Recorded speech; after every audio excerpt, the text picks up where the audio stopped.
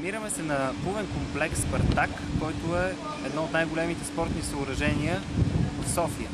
Наш гид ще бъде Ивайло Дерибеев, заместник-управител на комплекса.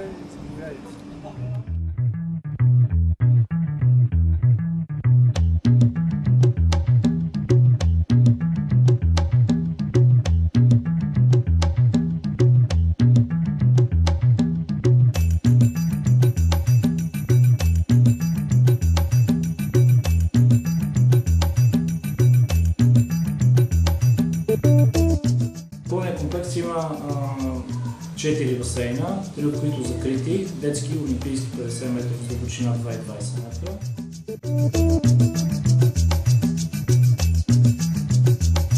Разполагаме с 4 зали, от които 2 са за танци, една за йога и едната се ползва за аеробика и 2 фитнес зали.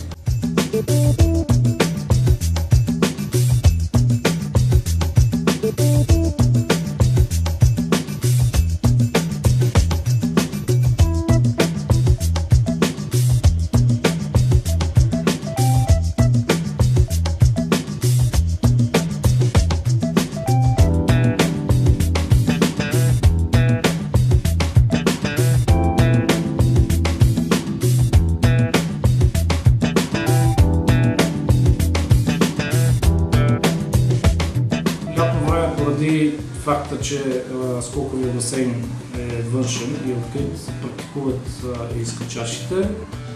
При нас са едни от най-големите имена в спорта, които са в плуването Петър Стойчев, в борбата Станка Златева и Мишо Ганев.